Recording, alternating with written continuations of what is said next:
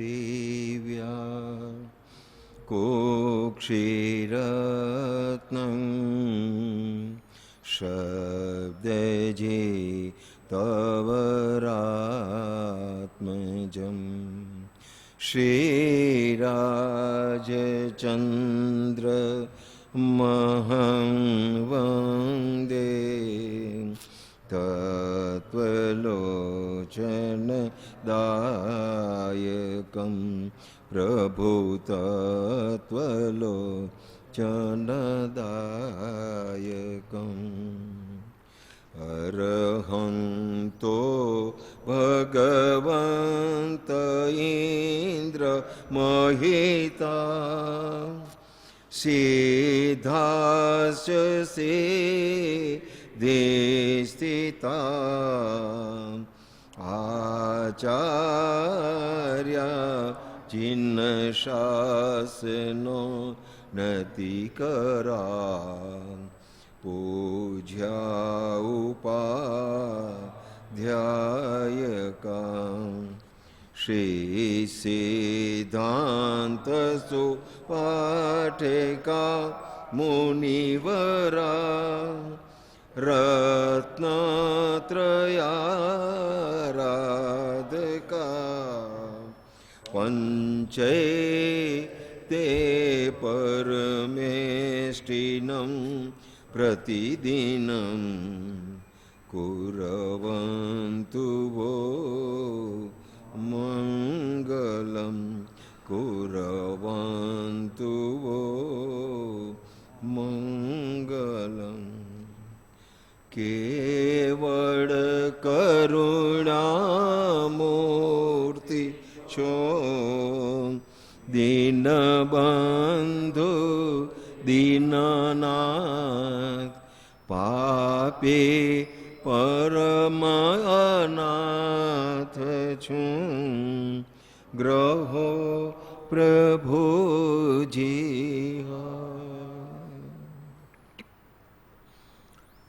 श्रीमद રાજચંદ્ર જ્ઞાન મંદિર રાજકોટ રવિવાર તારીખ 3 ઓક્ટોબર 2021 શ્રીમદ રાજચંદ્ર વચનામૃતજી ક્રમવાર પત્ર સ્વાધ્યાય પત્રાંક 875નો સ્વાધ્યાય ચાલે છે.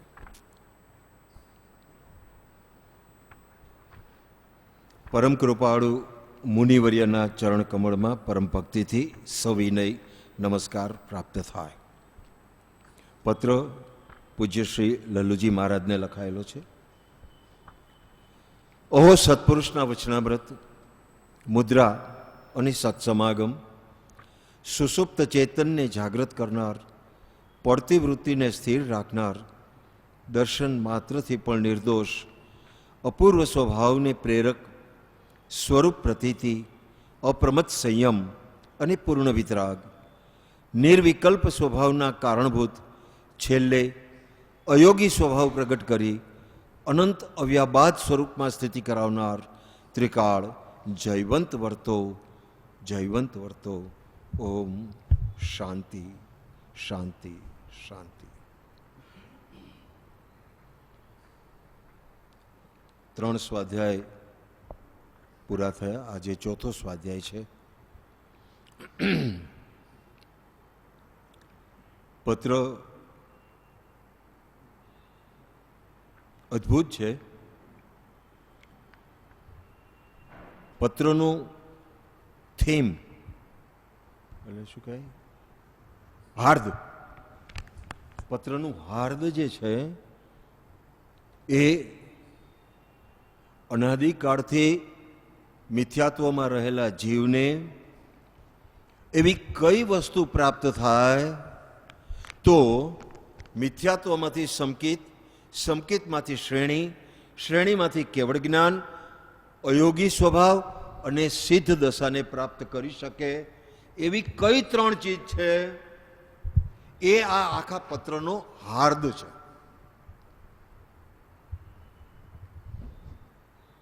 શું છે? સત્પુરુષના વચનામૃત, મુદ્રા અને સત્સમાગમ. સત્પુરુષના વચનામૃત મુદ્રા અને સત્સમાગમ ક્રમ છે.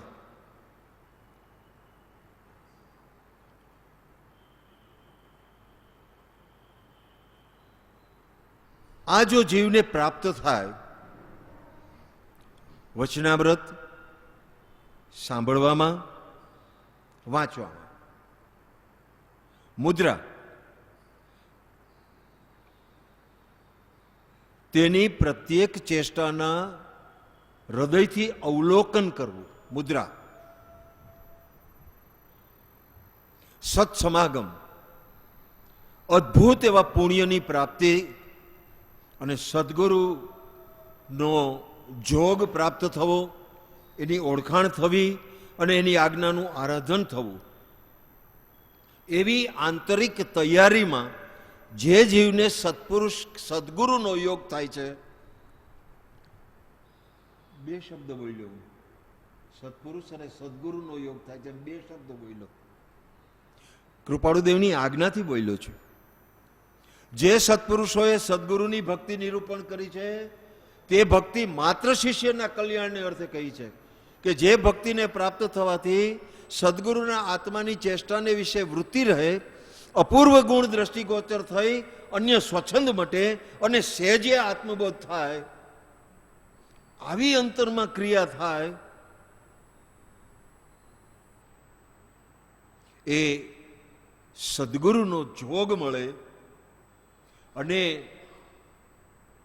અદ્ભુત અને નિર્મળ પુણ્યનો ઉદય થાય, તો એમની સાથેનો સત્સમાગમનો યોગ પ્રાપ્ત થાય. બીજી ભાષામાં બોલીએ તો સત્સમાગમનો યોગ પ્રાપ્ત થાય. બીજી ભાષામાં બોલીએ તો હજી હમણાં આપણે અભ્યાસ વર્તુળમાં જ ચાલે છે વિષય. હા, અભ્યાસ વર્તુળમાં ચાલે છે અત્યારે. ક્ષયોક્ષમ લબ્ધિ, વિશુદ્ધિ લબ્ધિ, દેશના લબ્ધિ, પ્રાયોગ્ય લબ્ધિ અને કરણ લબ્ધિ. જો એ સત્પુરુષનો યોગ પ્રાપ્ત થાય તો દેશના લબ્ધિ પ્રાપ્ત થઈ જાય.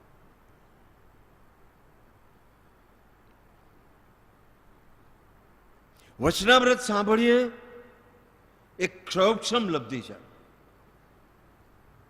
વચનામૃત સાંભળીએ, ક્ષયોક્ષમ લબ્ધિ છે. મુદ્રાના દર્શન કરતા આ કામ કરવા જેવું છે. આ જે વાંચું છું અથવા જે સાંભળું છું એ નિષ્પૃહ મહાત્માના લખેલા વચનો છે અને એનાથી મારું કલ્યાણ છે, આવો અંતરંગ એક અભિપ્રાય પ્રગટ થાય. એને જોઈને અન્ય સ્વચ્છંદ મટે તો વિશુદ્ધિ લબ્ધિ પ્રાપ્ત થાય. વિશુદ્ધિ લબ્ધિ પ્રાપ્ત થાય એટલે શું? આત્મસિદ્ધિની કઈ ગાથા છે? 38. કશાયની ઉપશાંતતા, માત્ર મોક્ષ અભિલાષ, ભવે ખેદ પ્રાણી દયા, ત્યાં આત્માર્થ નિવાસ. દશા ન એવી જ્યાં સુધી જીવ લહે નહીં જોગ, મોક્ષ માર્ગ પામે નહીં, મટે ન અંતર રોગ. આવે જ્યાં એવી દશા, આ દેશના લબ્ધિ છે. દશા ન એવી જ્યાં સુધી જીવ લહે નહીં જોગ, મોક્ષ માર્ગ પામે નહીં, આવો અંતરમાં અભિપ્રાય થાય છે અને જીવ વિશુદ્ધિ લબ્ધિને અંગીકાર કરે છે. મન અંતરમાં ઉઠતી વૃત્તિઓને, ઉઠતા કષાયોને, પાંચ ઇન્દ્રિયના વિષયોને ભાવ જ થાય છે ને, એને ભોગવું એવો ભાવ જ થાય છે ને. આજે તો દૂધપાક પૂરીનું જમણ છે તો ભાવ જ થયો ને કે સારું છે, બરાબર ને? કચોરી ખાવા મળે તો આજથી 40 વર્ષ પહેલા આત્માનંદજી સાહેબે રાજકોટમાં કીધું હતું, કચોરી ખાવા મળે તો કચરાઈ ગયો, કચરાઈ ગયો એમ બોલ્યા હતા. શું છે? અંતરમાં ઉઠતા ભાવોની સાથેની આ આખી રમત છે. બંધન એ પણ ભાવથી થાય છે અને મુક્તિ એ પણ ભાવથી થાય છે. આવે જ્યાં એવી દશા સદગુરુ બોધ સુહાય, તે બોધે સુવિચારણા, ત્યાં પ્રગટે સુખદાય. દેશના લબ્ધિ પ્રાપ્ત થાય, અંતરમાં શાંતિનો અનુભવ થયો. 14 પૂર્વનો સાર જો કોઈ હોય તો અંતરંગ શાંતિ થવી એ છે. વિકલ્પ રહિત દશા થવી તે છે.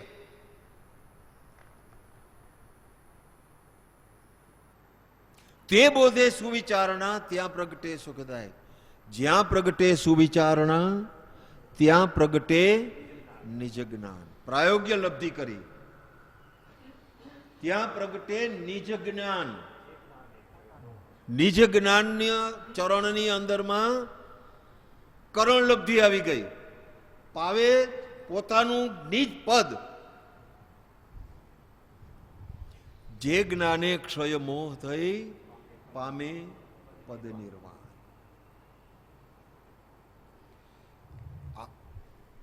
આ પરમ કૃપાળુ દેવની લબ્ધિ વાક્ય જુઓ કેવા છે.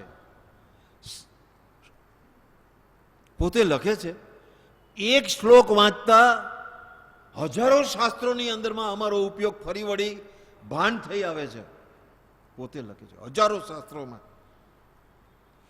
તો આ જ્ઞાનની તાકાત જુઓ, આ સમજણની તાકાત જુઓ. હર કોઈ આદમી, હર કોઈ માણસ, હર કોઈ જીવ, પુરુષ હોય કે સ્ત્રી, કરી શકે એવું છે.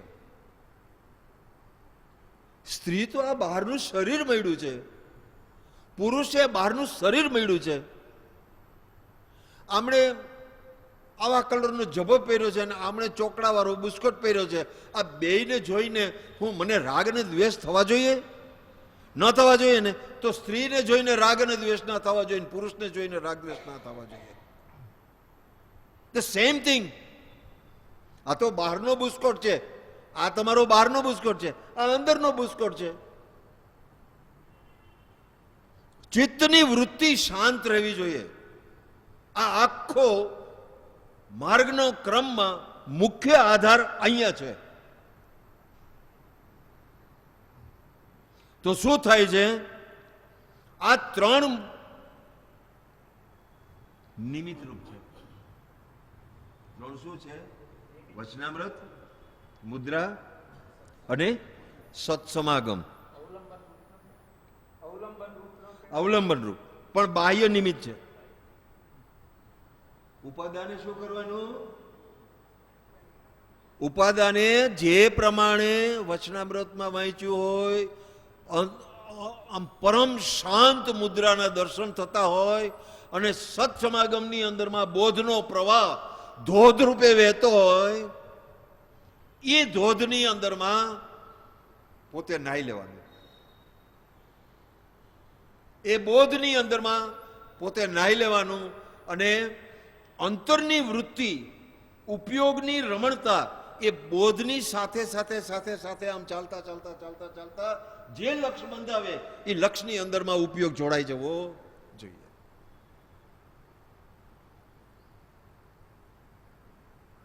સાંભળતા સાંભળતા ચિત્તને બહાર જવાની છૂટ નથી. એક જ જગ્યાએ માત્ર એકાગ્રતા, ઉલ્લાસ, પરિણતિ અને તન્મયતા. જો જ્ઞાની પુરુષ પ્રત્યે આટલું ઉપાદાનનું કાર્ય થાય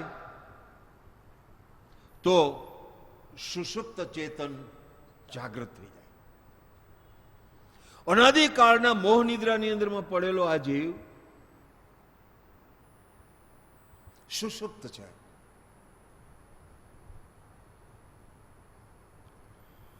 કુંભકર્ણ તો આપણા કરતા હજી સારો 6 મહિને તો જાગે. આપણે તો ભવ થઈ ગયા ને હજી જાગતા નથી.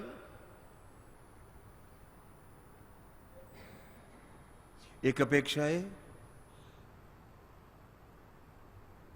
કોઈ સાચો જગાડનારો મળ્યો નથી. સાચો જગાડનારો મળે અને જીવ જાગે નહીં તો એ આ જગતનું 11મું આશ્ચર્ય ગણાય. જાગવું જ જોઈએ. નથી જગાતું એનું કારણ છૂટવાની કોઈ તમન્ના નથી, છૂટવાની ઈચ્છા નથી. હવે ઓમે આપણે 70 વર્ષના થયા, હવે તો હવે મંદિરે નહીં જાય તો શું કરશું એમ કરીને મંદિરે આવવાનું. હે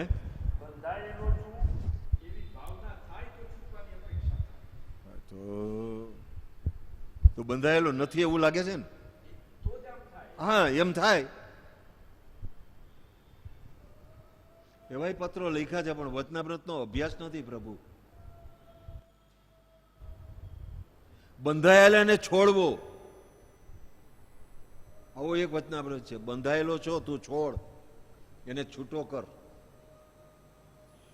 પણ જીવન એમને પસાર થતું જાય છે, સમય પસાર થતો જાય છે, મૃત્યુ નજીક આવતું જાય છે અને બિલકુલ અંધારાની અંદરમાં રખડપટ્ટી છે. કોઈ લક્ષ્ય નથી. સાંભળીએ છીએ, આટલા વર્ષોથી સાંભળીએ છીએ તો પણ લક્ષ્ય બંધાતું નથી. બોલો. સેવે સદગુરુ ચરણને ત્યાગી દઈ નિજ પક્ષ, પામે તે પરમાર્થને નિજ પદ નો લે લક્ષ. નથી, લક્ષ્ય નથી આવતો.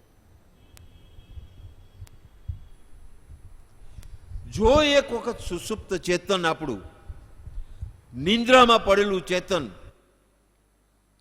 ઘોર નિંદ્રામાં પડેલું ચેતન એક વખત જાગે, એક વખત સાંભળીને વિચાર કરતો થાય તો સેકન્ડ બીજી જે ઉપલબ્ધિ છે, બીજો જે ફળ છે તે પડતી વૃત્તિને સ્થિર રાખે. કઈ કઈ જગ્યાએ આપણી વૃત્તિ પડે છે જેનું કોઈ ઠેકાણું જ નથી, ગણતરીમાં આવે એવું નથી. એટલી જગ્યાએ આપણી વૃત્તિ પડ્યા જ કરે છે. અંતરમાં એક અભિપ્રાય બાંધીને બેઠા છીએ એટલે આવો કલર મને પસંદ ન હોય ને આવો કલર મને પસંદ હોય. અરે બંને કલર પૂતગલના પરમાણુના આ ધર્મ છે. તને પસંદ અને ના પસંદ તને કેણે કીધું? તને કઈ કોણે છૂટ આપી કે તું પસંદ કરજે ને ના પસંદ કરજે? અંતરમાં ગ્રહી રાખેલા અભિપ્રાય, મિથ્યા અભિપ્રાય, મિથ્યા માન્યતાઓ, એને કારણે બહારની બધી જ વસ્તુઓની અંદરમાં કાં તો રાગ થાય છે કાં તો દ્વેષ થાય છે. કાં તો રાગ થાય છે કાં તો દ્વેષ થાય છે. અંતરનો અભિપ્રાય એમ કે છે કે આ આમ પરિણમ્યું એ બરાબર નહીં, આણે આમ કર્યું એ બરાબર નહીં. ક્રોધ, માન, માયા, લોભ મુખ્ય. કસાય, હાસ્ય, રતિ, અરતિ, ભય, શોક, જુગુપ્સા, સ્ત્રીવેદ, પુરુષવેદ, નપુસકવેદ, આ નવનો કસાય.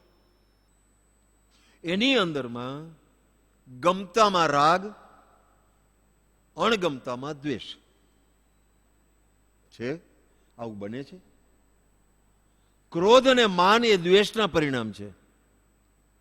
માયા અને લોભ એ રાગના પરિણામ છે. થાય છે? થાય છે. કેમ થાય છે? આની મુદ્રાના વ્યવસ્થિત દર્શન કર્યા નથી. ઘરે વચનામૃત વાંચ્યું છે પણ સ્વીકાર અંદર થતો નથી. અને સત્સમાગમનો ક્યારેક ક્યારેક યોગ મળ્યો છે પણ એને કાં તો આપણે સત્સમાગમ ગણ્યો નથી, અને જો ગણ્યો હોય તો તથારૂપ પ્રમાદને કારણે પુરુષાર્થ થયો નથી. આ બે મત નથી આની અંદરમાં. આ મત પરિસ્થિતિ છે. પડતી વૃત્તિને સ્થિર રાખનાર, ક્રોધ, માન, માયા, લોભ કસાય અને નો કસાય. બીજું, 5 ઇન્દ્રિયના વિષયો ક્યાં ક્યાં રાગદ્વેષ થાય છે ટૂંકામાં કહું છું. સ્પર્શ, રસ, ગંધ, વર્ણ, શબ્દ. 5 ઇન્દ્રિયના કેટલા વિષયો છે? 23. બગડે તગડે 23 વિષયો. 23 વિષયોની અંદરમાં ગમતામાં રાગ અને અણગમતામાં દ્વેષ છે કે નહીં? ત્રીજી વાત, મન અને એના સંકલ્પ વિકલ્પ.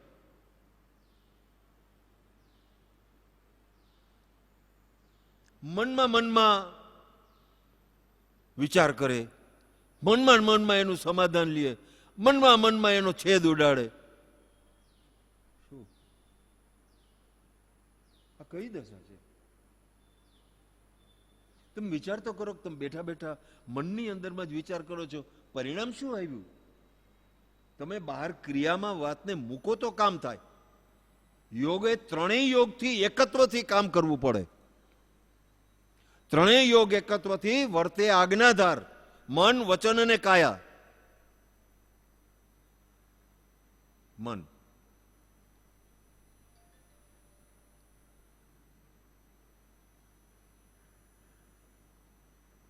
મનના 2 ભાગ કરી લ્યો. એમાંનો એક ભાગ આપણે બોલી લીધો કસાઈનો, એક ભાગ તમારી માન્યતાનો પ્રગટ. માન્યતા ક્યાં પ્રગટ થાય? અંતરમાં પડેલી માન્યતા ક્યાં પ્રગટ થાય?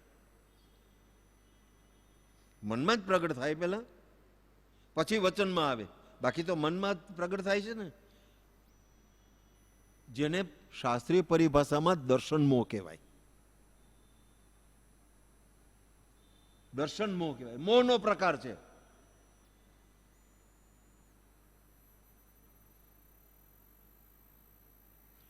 મોહનો અર્થ શું?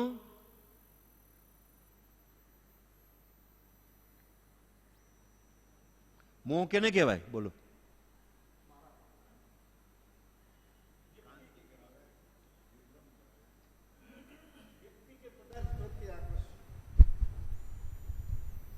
બોલો.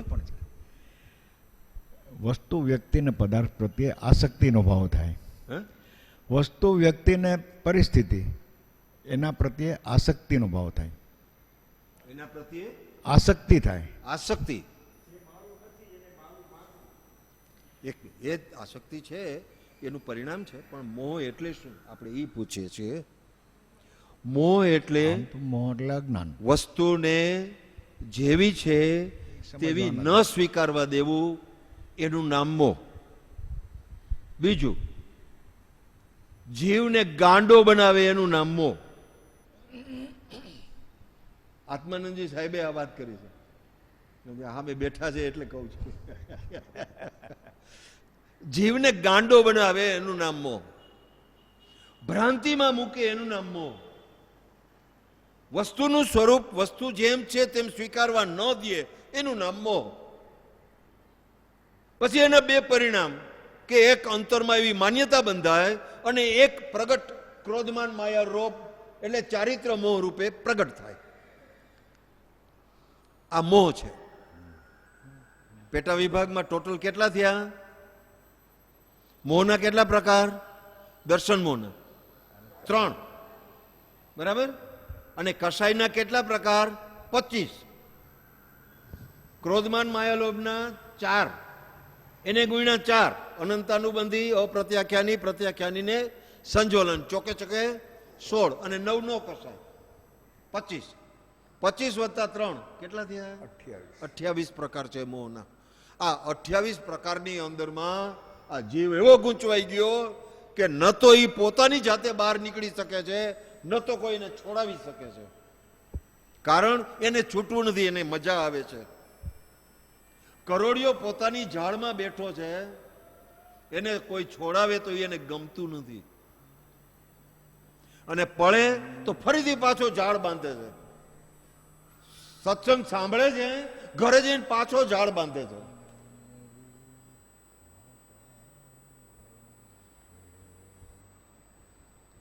ક્યાં જાઓ છો ભાઈ? છૂટ્યા પછી ક્યાં જાઓ છો? ઘરે જાઓ છો. કોનું ઘર? મિથ્યાત્વ શરૂ. મિથ્યાત્વ શરૂ. એટલે વ્યવહાર સાચવો, જે બોલો એ બરાબર છે, પણ મારે ઘરે જાઉં છું એમાં અંદરમાં તરત જ પ્રગટ થવું જોઈએ, પરમાર્થ સત્ય પ્રગટ થવું જોઈએ કે ભાઈ કોનું ઘર? આ તો બોલવું પડે છે એટલે બોલીએ છીએ, બાકી કાંઈ છે નહીં, કાંઈ નથી. એક દિવસ એવો આવશે કે ફૂટ આ શરીરમાંથી આત્મા નીકળી જશે. ઘર ઘરની જગ્યાએ, ધન ધનની જગ્યાએ, સત્તા એની જગ્યાએ, બધું એમને પડ્યું રહેશે. પત્ની, બાળકો, બધું એમને પડ્યું રહેશે. બેંકની એફડી, બધું અહીંયા પડ્યું રહેશે. કાંઈ હાથમાં લઈને જવાનું જાણીએ છીએ, સ્વીકારતા નથી. જાણતા નથી, જાણીએ છીએ, સ્વીકારતા નથી. તો બીજું ફળ, પેલું સુસુપ્ત ચેતનને જાગૃત કરનાર, અને બીજું ફળ પડતી વૃત્તિને સ્થિર રાખનાર. ત્રીજું, દર્શન માત્રથી પણ નિર્દોષ. મુદ્રા આવ્યું ને, દર્શન માત્રથી પણ નિર્દોષ. એના બે અર્થ. એક અર્થ, જેના દર્શન કરો છો એ નિર્દોષ છે. નિર્દોષનો અર્થ શું કરશો પ્રભુ? 18 દોષથી રહિત હોય એવા આપ્ત પુરુષ, પરમાત્મા પુરુષ, કૃપાળુદેવની ઉપર બિરાજે છે એ પુરુષ. બીજું, જે એ પુરુષે બતાવેલા માર્ગે નિષ્ઠાપૂર્વક જેની વૃત્તિનો પ્રવાહ છે એવો બીજો પુરુષ, પરમ કૃપાળુદેવ, એ નિર્દોષ છે. કારણ કે એની સર્વ પ્રવૃત્તિ પ્રાયે પ્રાયે દોષથી મુક્ત થવા માટેની જ છે. એનો બીજો અર્થ, જે જીવ દર્શન કરે છે એ ક્રમે કરીને નિર્દોષતાને પ્રાપ્ત કરે છે. આ એનો બીજો અર્થ. દર્શન માત્રથી પણ નિર્દોષ. આવી અંતરંગ દશા પ્રગટ થાય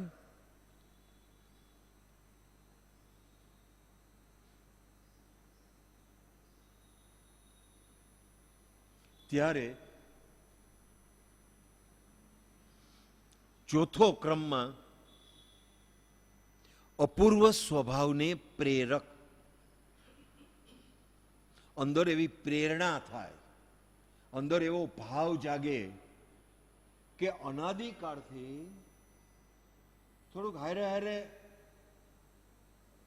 બધાને હમણાં લબ્ધિનો જે સત્સંગ થયો છે ને 5 લબ્ધિનો, એટલે એની પુષ્ટિ થાય એટલે હારે હારે બોલતો જાઉં છું.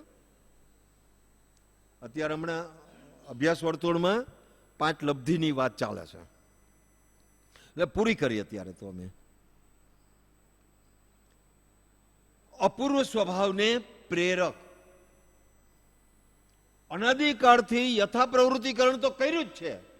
કરણ લબ્ધિની વાત કરું, અનાદિકાળથી આજ દિવસ સુધી યથા પ્રવૃત્તિકરણમાં જીવ રહ્યો છે. એટલે પેલા જેમ કરતો તો એમાં આજે કરે છે. પેલા શું નથી કર્યું?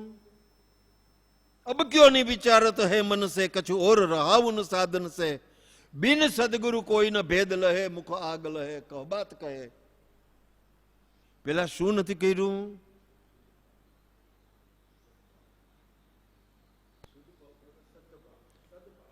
શુદ્ધ ભાવ પ્રગટ નથી કર્યો. એને બે ચાર મુદ્દાઓ જરા જાણી લઈએ. સદગુરુ મળે ત્યારે આ સદગુરુ છે, જ્ઞાની પુરુષ છે એવું માને છે. ખોટું છે? સાચું જ છે. પણ એક વસ્તુ રહી જાય છે કે જે સદગુરુ મળ્યા, જ્ઞાની પુરુષ મળ્યા, એ મારા માટે ભગવાન છે, આવી અંદરમાં ભાવના થવી જોઈએ. એટલે મુખ્ય તો નિમિત્ત અને ઉપાદાન બે કારણ હોય તો નિમિત્ત કારણની અંદરમાં સત્પુરુષને 254 શું લખ્યું? પરમાત્મા છે એવી અંદરમાં ભાવના થવી જોઈએ કે આ મારા માટે પરમાત્મા છે, મારા માટે, બીજા માટે હોય કે ના હોય. અને આપણે એની હારે લાગતું વળગતું નથી, બીજા હારે પોતાને છૂટવું છે, પોતાથી છૂટવું છે, પોતા દ્વારા જ છૂટવાનું છે. તો ચોક્કસ મારા માટે ભગવાન છે. પહેલી નિશાની શું? 692 પત્રમાં શું લખ્યું? મિથ્યા આગ્રહ આદિની મંદતા થાય. બહુ પુણ્ય હોય ને તો સત્પુરુષનો લાભ મળે, તો આપણને જ્ઞાની પુરુષ મળે. એથી વધારે પુણ્ય હોય તો ઓળખાણ થાય, અને એથી વધારે પુણ્ય હોય તો એની આજ્ઞાનું પાલન થાય.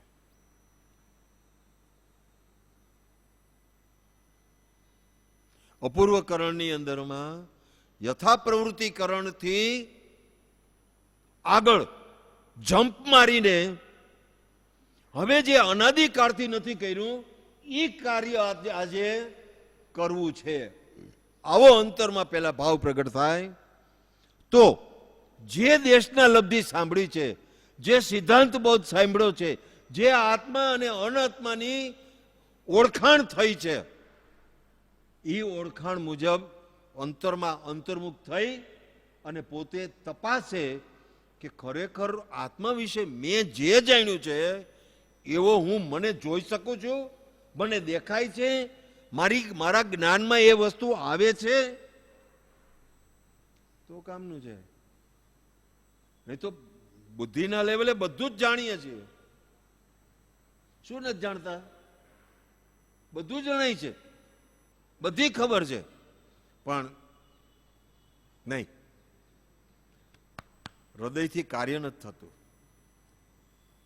આંખેથી જોવાતું નથી, બુદ્ધિથી સ્વીકારાતું નથી. સાંભળી લીધું છે, અને એ તો મતિ જ્ઞાનનો વિભાગ છે, શ્રુત જ્ઞાન નથી. એ તો મતિ જ્ઞાન, તમે યાદ રાખી લીધું, સ્મરણમાં રહી ગયું.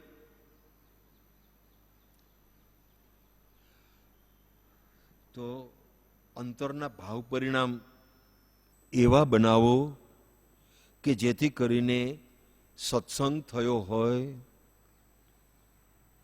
જે સત્સંગ થાય છે તે સત્પુરુષ છે એમ માનીને સત્સંગ કરો. ભાવ દશાની અંદરમાં પરમ કૃપાળુ દેવના વચનો વંચાય છે એમ નક્કી કરો, અને પરમ કૃપાળુ દેવની હાજરી છે એમ નક્કી કરીને સાંભળો. ભાવ દશા છે ને, અને એ તો કૃપાળુદેવ જૂઠાભાઈને કહ્યું છે, આપણે ઘણી વાર રિપીટ કરી ગયા, અમે તમારી બાજુમાં જ છીએ એમ માનો.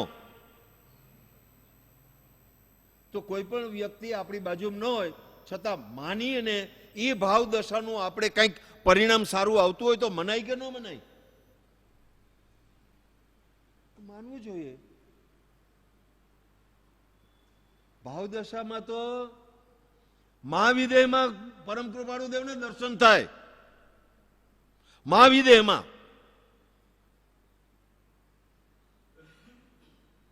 નો થાય? થાય કે ન થાય?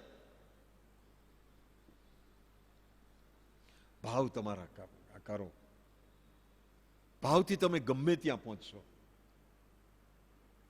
તો અપૂર્વ સ્વભાવને પ્રેરક એ સ્વભાવ, એનું પહેલું ચરણ એટલું છે અપૂર્વ સ્વભાવનું. બસ હવે બહુ થયું, ખૂબ થયું, ખૂબ રેકડો, thus far and no further. Vasantbhai બોલે છે ને આવું, ધસ ફાર, અહીંયા સુધી આવ્યો, હવે આગળ નથી જવું આમાંથી, હવે છૂટવું છે. આ એનું પહેલું ચરણ છે, અપૂર્વ સ્વભાવનું પહેલું ચરણ છે. હવે છૂટી જવું છે, હવે નથી રખડવું. આવો પુરુષ મળ્યા પછી બહુભ્રમણ હોય? કદી ના હોય. અને જેને સદગુરુ મળ્યા હોય, એનું ભાવ ભ્રમણ હોય, આ અંદરમાં નક્કી કરો અને આજ્ઞાનું એવું પાલન કરો કે આ શરીર અને આ અંદરમાં બિરાજેલ આત્મા એ ફટ બે જુદા થઈ જાય એવી અંદરમાં પ્રયત્ન પુરુષાર્થ કરો.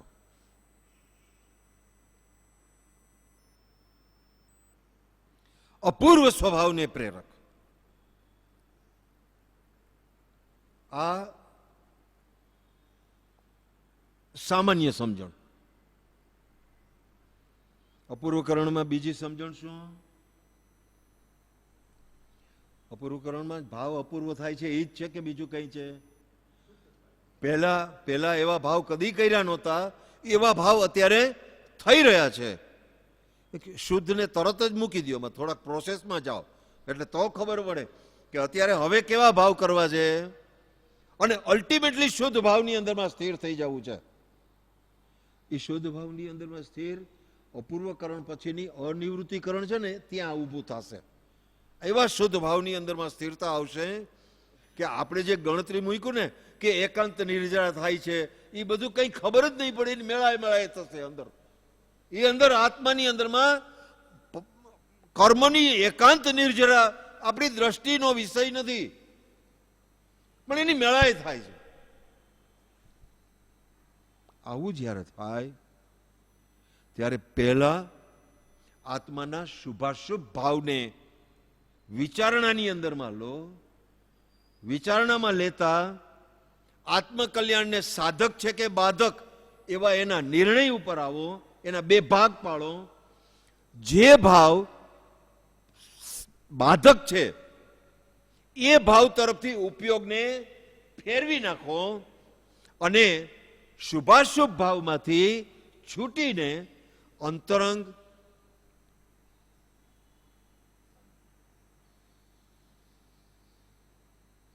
જ્ઞાન અપેક્ષાએ શુદ્ધ ભાવમાં જાઓ, ભક્તિ અપેક્ષાએ સદગુરુની ભક્તિ, એની મુખ મુદ્રાના હૃદયથી દર્શન અને તન્મયતા કેળવો અને ક્રમે કરીને ફરીથી પાછા શુદ્ધ ભાવની અંદરમાં. આટલી વાત એ અપૂર્વ સ્વભાવને પ્રેરક છે.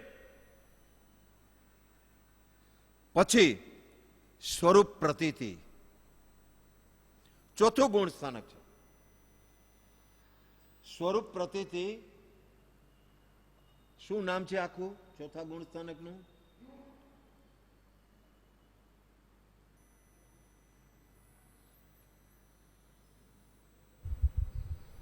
અવિરતિ સમ્યક દ્રષ્ટિ. કોઈ જાતના વ્રત પચખાણ છે નહીં, એકટાણું કે ઉપવાસ છે નહીં, નવકારસીના પચખાણ છે નહીં, અઠાઈ ને અઠમની તો વાત જ નથી.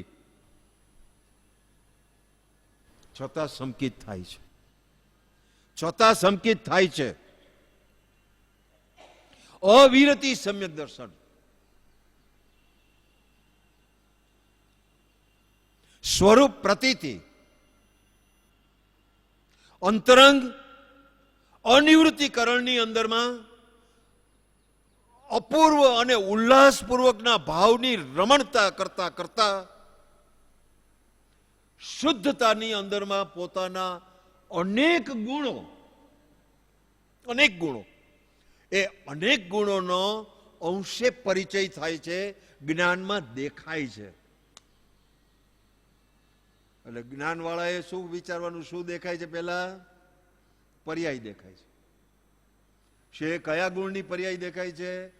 એ જે ગુણની પર્યાયમાં તમારી દ્રષ્ટિ સ્થિર થઈ છે એ ગુણ દેખાય છે. એવા જુદા જુદા ગુણો એક સાથે એક દ્રવ્યમાં એવી અખંડ અનુભૂતિ જ્યારે થાય,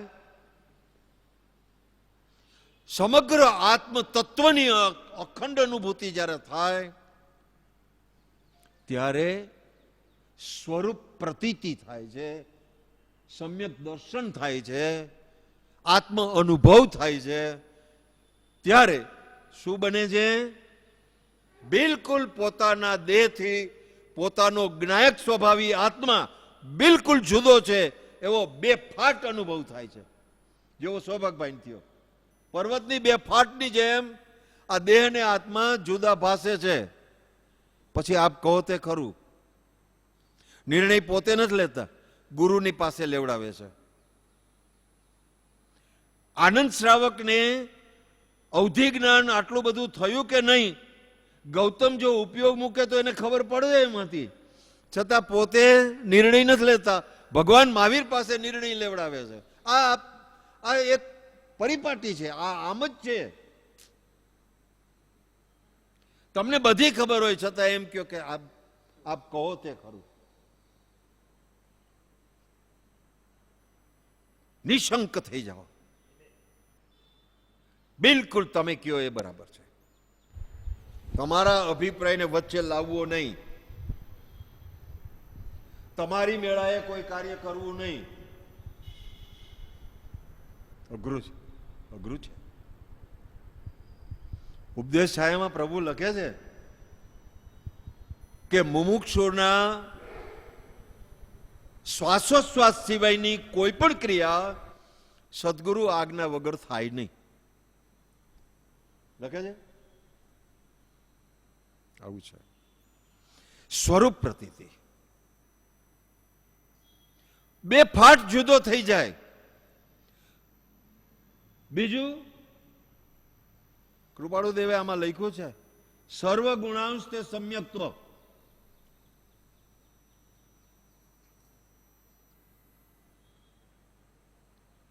આજે આત્માનંદજી સાહેબ બહુ યાદ આવે છે, કંઈક બહુ એનો ઉપકાર છે.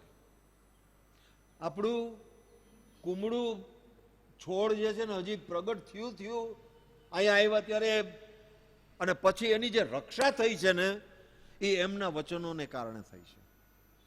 બહુ મજા છે, બહુ મજાનું છે. કૃપાળુ દેવના વચનો હંમેશા પોતે અગ્રેસર કરીને બધા સ્વાધ્યાય આપ્યા છે. ભલે એમની માન્યતા સમયસારની હોય, પ્રવચનસારની હોય, દિગંબર માન્યતા હોય, દિગંબર માન્યતાના રેફરન્સો આપ્યા છે સત્સંગમાં, પણ મૂળ વાત લીધી છે વચનામૃતની છે. આવો મહાપુરુષ. એમણે સમ્યક દર્શનના વિભાગમાં લખ્યું છે, પરીક્ષા કરવા માટે થઈને સમ્યક દર્શનની વ્યાખ્યા સર્વ ગુણાંશ તે સમ્યક્તો, આવું લખ્યું છે. અહીંયા કૃપાળુ દેવનું વચન છે.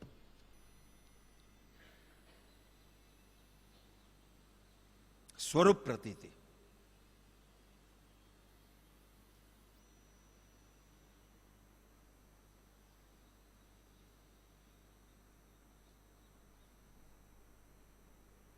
અપૂર્વ ભાવ વાળું અપૂર્વકરણ જ્યારે પ્રગતિમાં છે, એ ભાવ સતત ચાલ્યા કરે છે, એ ભાવ વિક્ષેપ રહિત ચાલ્યા કરે છે, ત્યારે અનિવૃત્તિકરણની અંદરમાં સેજે અંદરમાં એક ક્રિયા થાય છે. શું થાય છે? ઉદયમાં આવેલા મિથ્યાત્વના દલિકો, મિથ્યા માન્યતાના દલિકો, કર્મના પરમાણુઓ, એમાં કેટલાક પરમાણુઓ પોતે ખપાવીને ક્ષય કરે છે અને કેટલાક પરમાણુઓ ઉપશમ કરે છે. એ વખતે ઉપરના લેવલ ઉપર એક પણ પ્રકારના મિથ્યાત્વના પરમાણુઓ ન હોવાને કારણે આત્મ અનુભૂતિ, સ્વરૂપ પ્રતીતિ પ્રગટ થઈ જાય છે. આ અનિવૃત્તિકરણનો પ્રયોગ છે. પ્રયોગ આમ કરવું એમ એવો કોઈ પ્રયોગ નથી, સેજે થાય છે. પણ ભાવની જે પ્રગતિ છે, અપૂર્વકરણની જે ચેષ્ટા છે, પ્રયત્ન છે, એ જ્ઞાની પુરુષની કૃપા અને જ્ઞાની પુરુષના વચનામૃતના અવલંબને થાય છે. એમને એમ નથી થતી. અપૂર્વ ભાવ કેવી રીતે થાય? તમે એનું પોષણ પામો તો થાય, નહીં તો કેવી રીતે થાય? તો આવી પ્રવૃત્તિ થાય છે એ સ્વરૂપ પ્રતીતિ, એટલે ગુણસ્થાનક અનુસાર ચોથું ગુણસ્થાનક. જ્યારે અંતરમાં આત્મા અને દેહ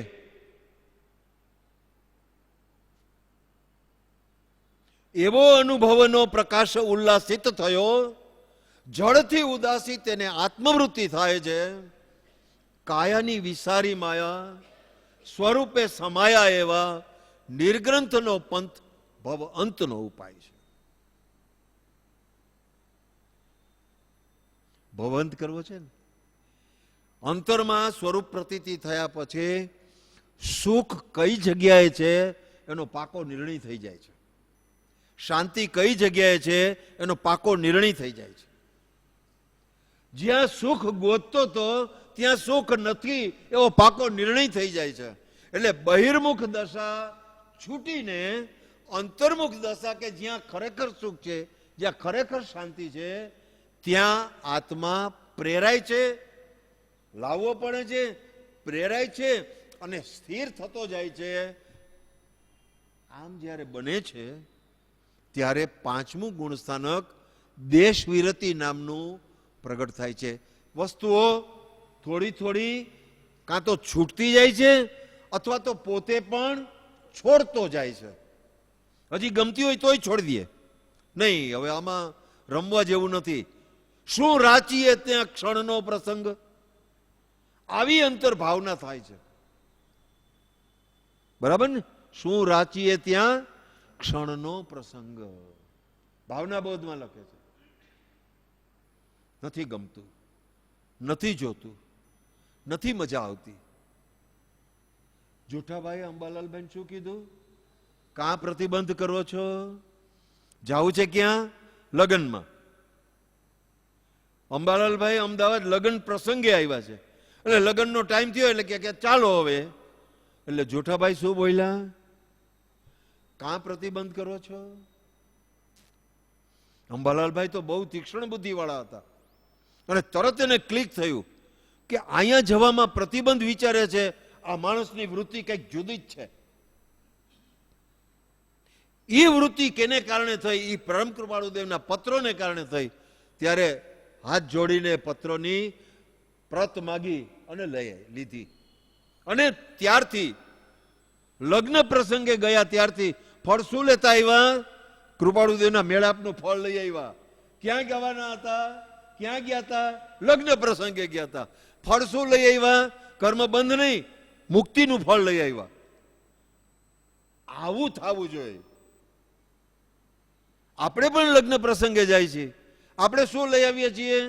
રાગદ્વેષના કેટલાક પોટલા બાંધીને આવીએ છીએ. એને આપણને સરખું સન્માન ન આપ્યું, માનપાને ન આપ્યું, આવો આવો ના કીધું. હવે બિચારો 200 માણાની અંદરમાં તને કદાચ ન કીધું તો જવા દે, ન કીધું તારે બીજી વાર આવવું હોય તો આવજે, નહીં તો નહીં આવતો. પણ એવું નથી થતું. અંદરનો અભિપ્રાયથી બંધાણા છો એટલે આવું નથી થતું. અભિપ્રાય છોડો, માન્યતા છોડો. જો ખરેખર ધર્મ પામવો હોય તો માન્યતાના બંધનમાંથી પહેલા મુક્તિ થઈ જાઓ. અને એ તો બહુ સારું છે ને, એ તો થાય એવું છે ને. તમને કોઈક અઠમ કરવાનું કહે તો ન થાય, કદાચ 3 દી ભૂખા ન રહેવાય આપણાથી. પણ જે માનો છો એ છોડી દો. એમ તમને છોડવામાં તમને ક્યાં તકલીફ છે? થઈ શકે એવું છે ને. પાંચમા ગુણ સ્થાનક ઉપરથી પછી જ્યારે પરિપક્વતા આવે છે, નિર્ણય પરિપક્વ થાય છે, ત્યારે છઠ્ઠા ગુણ સ્થાનકની અંદરમાં સર્વસંગ પરિત્યાગ કરી અને જીવ સંસારને, સંબંધોને, પ્રાપ્ત પરિગ્રહને, જળ પદાર્થને, એના માલિકીપણાનો અને પદાર્થોનો દ્રવ્યથી અને ભાવથી છોડી અને દીક્ષા લઈ લે છે. આવી ક્રિયા થાય છે. અને દીક્ષાની અંદરમાં જે આત્મ અનુભવ થયો છે એની અંદરમાં એકદમ પરિતૃપ્ત, દ્રઢ અને સ્થિરતા જ્યારે પ્રગટ થતી જાય છે ત્યારે વારંવાર એ જ અનુભવ કરવાની પદ્ધતિ કેળવતા કેળવતા અંતે અંતર્મુખ અવલોકતા વિલય થતા નહીં વાર, તો એવી અંતર્મુખ થતા થતા બહારના વિકલ્પો બિલકુલ શાંત થાય છે અને નિર્વિકલ્પ અવસ્થાની અંદરમાં વિશેષ રહેવાનું બને છે. એટલે આત્મવિસ્મરણ થઈ શકતું નથી એનો અર્થ અપ્રમત ગુણ સ્થાનક કે સાતમું ગુણ સ્થાનક એ અહીંયા ત્યાર પછી લખે છે અપ્રમત સંયમ. અપ્રમત સંયમ.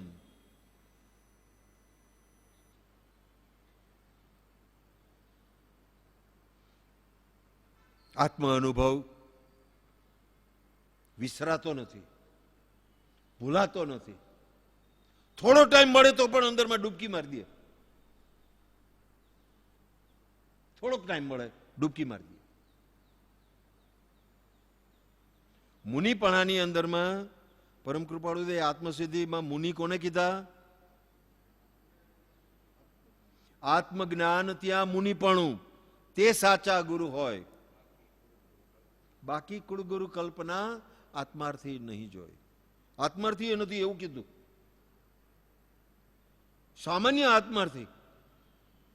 જિજ્ઞાસુ, આત્માર્થી, મુમુક્ષુ અને સાધક, એમાં આત્માર્થી કીધું ખાલી. આત્માર્થી એ નથી તો સામાન્ય જિજ્ઞાસુ છે, હજી તો પહેલી ભૂમિકામાં છો એમ કીધું. ભલે તે દીક્ષા લીધી, દીક્ષા લીધા પછી અપ્રમત ગુણ સ્થાનક પ્રાપ્ત થવું જોઈએ. આઠમા ગુણ સ્થાનકે શ્રેણી મંડાય. શ્રેણીનો અર્થ આપણે શું કર્યો? શ્રેણી.